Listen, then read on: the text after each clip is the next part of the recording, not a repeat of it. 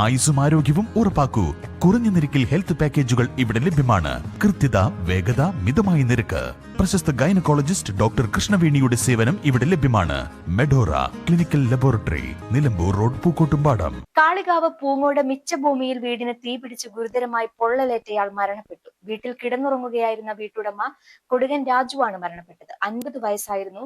ഇദ്ദേഹത്തിന്റെ വീട് പൂർണ്ണമായി കത്തിനശിച്ചിട്ടുണ്ട്. പൂങ്ങോട് മിച്ചഭൂമിക്ക് സമീപത്തെ പ്ലൈവുഡ് കമ്പനിയുടെ സമീപത്ത് താമസിക്കുന്ന പുള്ളിപ്പാടത്ത് ചെമ്പ്രപ്പറമ്പിൽ രാജു എന്ന കൊടുക്കൻ രാജുവിന്റെ വീടാണ് പൂർണ്ണമായി കത്തിനശിച്ചത്.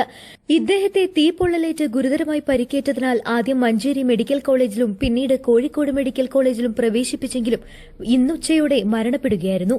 50 വയസ്സായിരുന്നു. ഇദ്ദേഹം വീട്ടിൽ ഒറ്റയ്ക്കായിരുന്നു താമസം. കൂലിപ്പണിക്കാരനായിരുന്ന ഇദ്ദേഹം കുടകിൽ നിന്നും കുറച്ചുനാളായി പൂങ്ങോടാണ് താമസിക്കുന്നത്. അടുപ്പിന് മുകളിൽ കൂട്ടിയിട്ട വിറകിന് തീപിടിച്ച് പടർന്നതാകാമെന്നാണ് നിഗമനം. വാർഡ് മെമ്പർ എൻ സവാദിന്റെ നേതൃത്വത്തിൽ സമീപവാസികളായ സിദ്ദീഖ് തങ്ങൾ, പ്രകാശ്, കുറ്റേരി യൂസഫും ബന്ധുക്കളുമടക്കം സമീപവാസികളും ചേർന്ന് മോട്ടോർ പമ്പ് ഉപയോഗിച്ച് വെള്ളം പമ്പ് ചെയ്ത് തീയണച്ചു. കാളികാവ് പോലീസും സ്ഥലത്തെത്തി രക്ഷാപ്രവർത്തനം നടത്തി. കൊടുക്കൻ രാജു താമസിച്ചിരുന്ന വീട് പൂർണ്ണമായും കത്തിനശിച്ച് താമസയോഗ്യമല്ലാതായി. സ്ഥലം പഞ്ചായത്ത് പ്രസിഡന്റ് രമാരാജനും സെക്രട്ടറി കെ ഷുക്കൂറും വില്ലേജ് അധികൃതരും സന്ദർശിച്ചു. ഇന്നലെ രാത്രി ഒരു 12:30 മണിക്ക് അവിടുത്തെ പൊതുപ്രവർത്തകനായ യൂസഫ് എന്ന് പറഞ്ഞ സുഹൃത്താണ് എന്നെ വിളിച്ചത്. ഇങ്ങനെ തീ കത്തിയിട്ടുണ്ട്, പെട്ടെന്ന് ഓടി വരണമെന്ന്. അങ്ങനെ ഞാൻ ഇവിടുന്ന് പെട്ടെന്ന് ചെന്ന് പിന്നെ പോലീസിനെ വിളിച്ചു, ഫയർഫോഴ്സിനെ വിളിച്ചു.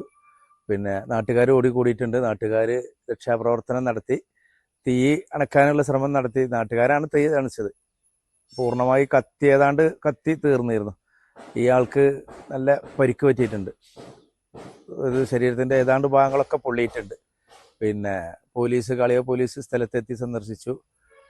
നാട്ടുകാർ അദ്ദേഹത്തെ ആശുപത്രിയിലേക്ക് മാറ്റി മഞ്ചേരിയിലേക്ക് കൊണ്ടുപോയപ്പോൾ മഞ്ചേരിയിൽ നിന്ന് കോഴിക്കോട്ടേക്ക് റെഫർ ചെയ്യാനാണ് പറഞ്ഞത്. ഇയാള് വളരെ കാലങ്ങളായി ഒറ്റയ്ക്ക് താമസിക്കുകയാണ്. കൊടുകിൽ നിന്ന് വന്ന് താമസിക്കുന്ന ഒരാളാണ്. അദ്ദേഹത്തിന് ചെവി കേൾക്കൂല.